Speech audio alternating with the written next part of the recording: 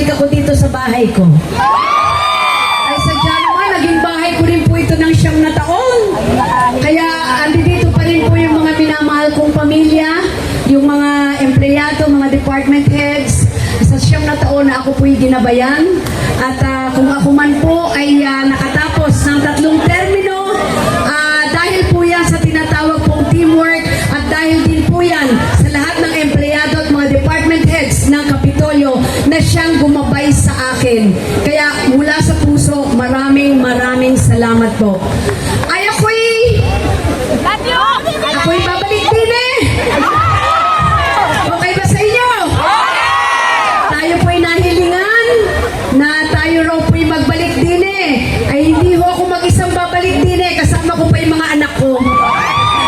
Akalain niyo po, 24 years, 24 na taon, ako po'y naging isang public servant. Una, nung ako po'y mayor ng 1998 sa lungsod ng Lipa, nandito rin po ang mga pamilya ko sa Lipa mula kay Mayor, Vice at sa mga konsehal.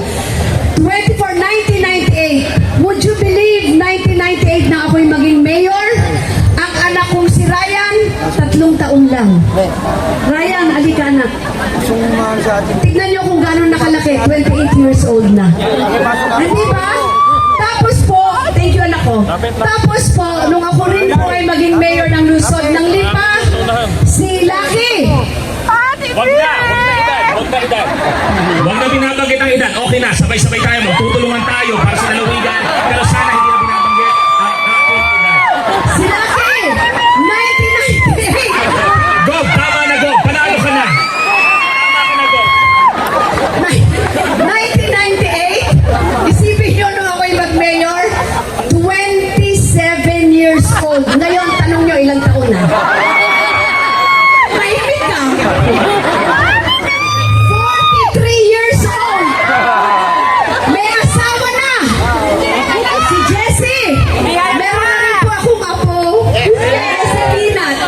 Kaya ko lang po ito nababanggit. Gusto ko lamang pong ipaalam sa inyong lahat na napakalaki po ng utang na loob namin sa Batangas.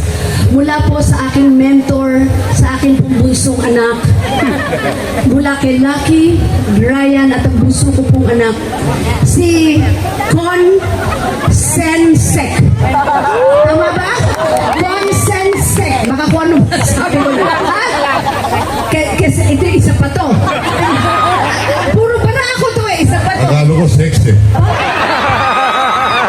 Hanggang ngayon, sekretary na hindi pa rin nawawala pagiging maginoong bastos.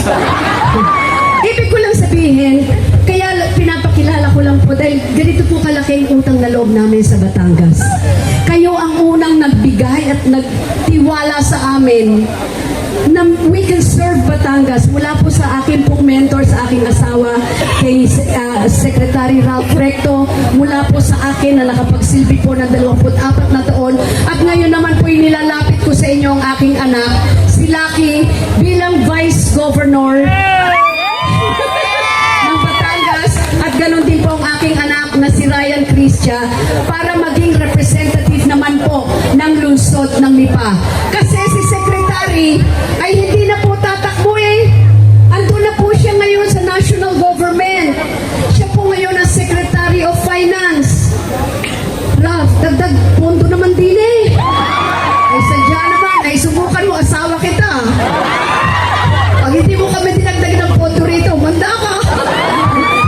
Kahit na magpo 40 years na po kaming magkasama, ay may divorce na ba? Mahal ko yan, mentor ko yan, I love you. Anyway, sa inyo pong lahat, it's really nice to be home. Andito po kami para magsilbi muli sa inyo. Maunlad na Batangas sa bagong Pilipinas. Yan po ang kaya namin ibigay sa inyo. Pero hindi namin ito kakayanin ng kami-kami lang. Sadya, katulad ng dati, we will work as a team and we will work as a family. Kasama lahat po ang mga mayors ng lalawigan ng Batangas, lahat ng ating pong mga councilors, mga bukal, ang mga kapitan, ganun din po ang mga barangay functionaries. Because we cannot do this alone. Like before, we have to work as a team and as a family. At handa po kaming magsilbi sa inyong lahat para sa ikatatagumpay pa at ikagaganda pa at ipagmamalaki nating lalawigan ng Batangas. Andito na naman po ako, ay sadya. Kaya sa inyo, maraming salamat po. Always remember, be happy and be lucky. Maraming salamat po at magandang umaga sa inyong lahat. At tumugon din sa hamon upang siya ay tulungan sa Kapitolyo. Batangas, samahan niyo akong palakpakan ang nag-iisang vice-gobernador ng Batangas, Vice-Gobernador Luis Philip Mazzaro. Magandang umaga po sa inyong lahat, kahit yung mga nandun. Isa lang muna ang katanungan ko para sa inyo bago ako magsimula. Mas gwapo ba ako sa personal? Yan talaga mga Batanggenyo, di marunong magsinungaling. Palaging nagsasabi ng totoo. Isang magandang umaga po sa inyong lahat. At gusto ko lang sabihin, gusto ko lang ikwento sa inyo. Nung ako'y bata pa lamang, nagsimula ang serbisyo ng aming pamilya sa Batangas. Si Tito Ralph ay nagsimula bilang kongresista. At syempre, ang mami ko si Tito Ralph, nagkongresista, nagsenador. And I love you too. Pero malinaw po, may asawa na po ako. Malinaw po. Naging senador at bumalik sa pagiging isang kongresista. Ngayon, kalihim ng pananalapi. At syempre, alam na alam po natin ang aking mami ay nagsimula bilang mayor ng Lipa, naging gobernador, at naging congresswoman din ng distrito ng Lipa. At simulat sa pool, alam ko kung gaano kamahal ng aming pamilya ang buong lalawigan ng Batangas. At sobra-sobra pa doon ang pagmamahal na binibigay ng bawat Batanggenyo sa aming pamilya. Kaya ngayon pa lang, maraming salamat po sa inyong lahat, sa inyong pinapakitang suporta at pagmamahal. Kaya po kami nandito dahil marami pong nagte-text, marami nagme-message po sa amin. Isa sa mga nanimiss at aming ibabalik po namin ang nanimiss at hinahagad ng lahat, ang serbisyong may talino. Ibabalik po namin ang hinahanap ng bawat Batanggenyo na serbisyong may puso. At dahil nandito na rin ako, magdadagdag ako ng swerte sa buhay ng bawat Batanggenyo.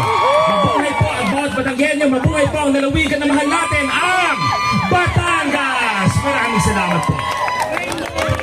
Ayan, palakpakan po natin, Vice Governor Luis Philip Lucky. Lamang siya ang tumugon.